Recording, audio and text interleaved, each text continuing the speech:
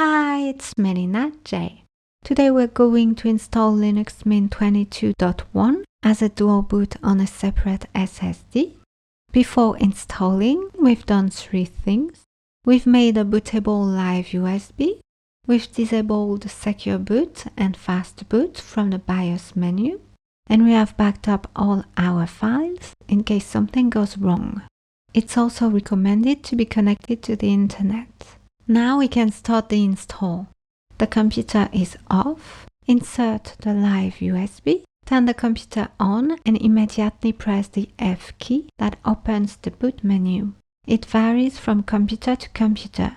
It's often F5, F11 or F12. Use the up and down arrows on your keyboard to select the USB key and press Enter. Press Enter.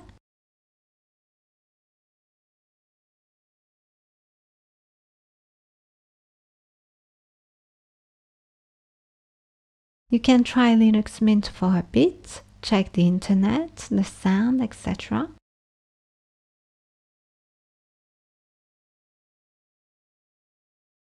Click on the menu icon at the bottom left of your screen. Hover your mouse over on Administration, then click on Gparted. We're going to temporarily disable the Windows bootloader. It's only required if you're dual booting with Windows. In order to ensure that our Mint partition will work no matter what, we've already decided to install it on its own separate SSD. Here we're taking an extra precaution to ensure that everything will keep working smoothly in the future. We are looking at the SSD on which Windows is installed. Right-click on EFI System Partition. Click on Manage Flags, deselect Boot. ESP should automatically be deselected as well. Close the pop-up window. You can check the other SSD, the one on which we're going to install Linux Mint. Make sure to recognize and memorize which SSD is which. Here, the SSD has been mounted to Windows. After making sure it's the right SSD, the one we're going to install Mint on, right-click on each partition, one at a time, and select Delete. Click on the tick icon at the top right. Click on Apply. Close the pop-up. Close Gparted. Now we can start our install. Double-click on the Install Linux Mint icon on the top left of the screen. This will launch the installer. Select the language you want Linux Mint to be installed in. Click on Continue. Select your keyboard layout. Click on Continue. Here you can decide whether you want to install the additional multimedia codecs, which might be needed to properly display content on a few websites and apps. If you don't install them now, you'll still be able to install them later. Click on Continue. Now we can pick which type of installation we want. In order to make sure we're installing on the right disk, we're going to pick something else. Click on Continue.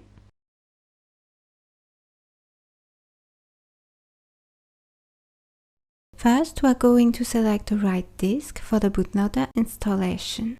It should be the empty SSD we're installing Linux Mint on. In the list of devices, scroll down to the empty SSD. If your drive wasn't mounted before, that is to say if you can't see any free space listed under it, you will need to create a new partition table by selecting the drive and clicking on New Partition Table. Double-click on Free Space or select Free Space and click on the plus button underneath. We're going to make a bootloader for our Linux Mint partition. It's usually recommended to allocate around 500 MB to it. Type for the new partition Primary. Location for the new partition beginning of this space. use as EFI system partition. Click on OK. Our bootloader has been created. Double-click on free space. We're going to make a root partition. It's recommended to allocate between 30 and 50 GB for the root partition. Here we need to type the values in MB. I'm going to use 45,000 MB. Type for the new partition is primary. Location for the new partition is beginning of this space. Use as ext4. And the mount point is root, that is to say the slash. Click on OK.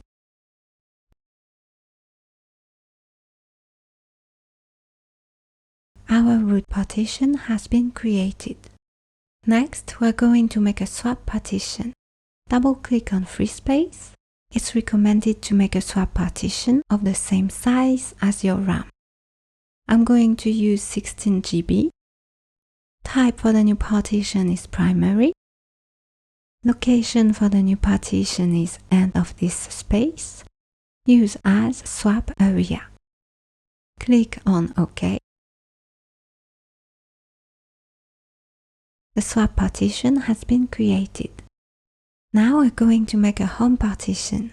Double-click on free space. You can use the remaining free space or allocate the space you want. Type for the new partition is primary. Location for the new partition is beginning of this space. Use as ext4 and the mount point is /home. Click on OK.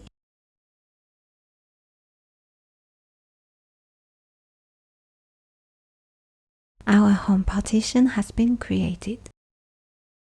We're done with the partitioning. We've already selected the right disk for the bootloader. Click on Install Now.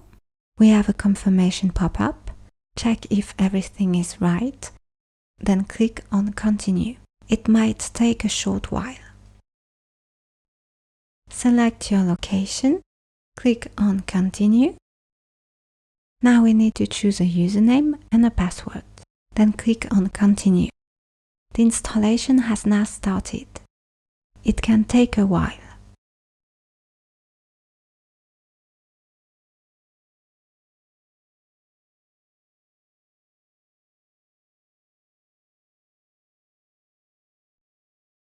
The installation is now finished. Click on Continue Testing. Now we're going to re-enable the Windows bootloader. Click on the menu icon at the bottom left of the screen, hover your mouse over Administration, then click on Gparted. Right-click on the Windows EFI system partition, click on Manage Flags, select Boot. ESP should be automatically selected as well. Close the pop-up window and Gpart it. Now we can restart our computer.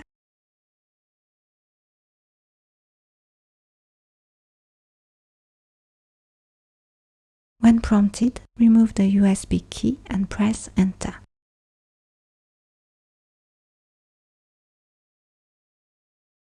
Input your password. When we restarted our computer, the grab menu didn't appear. The computer started directly on Linux Mint. We can choose to boot on Windows from the BIOS, but that's not convenient. Open the terminal. The icon is at the bottom left in the bar menu.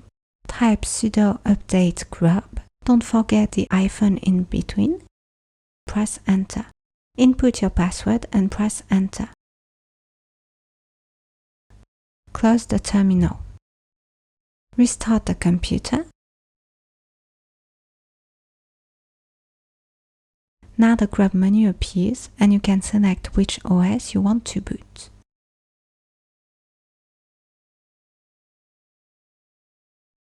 Our installation is complete. We can now customize Linux Mint and install the softwares we want. If you're new and looking for what to do next, you can check out my previous install tutorial. So yeah, that's all for today. See you next time!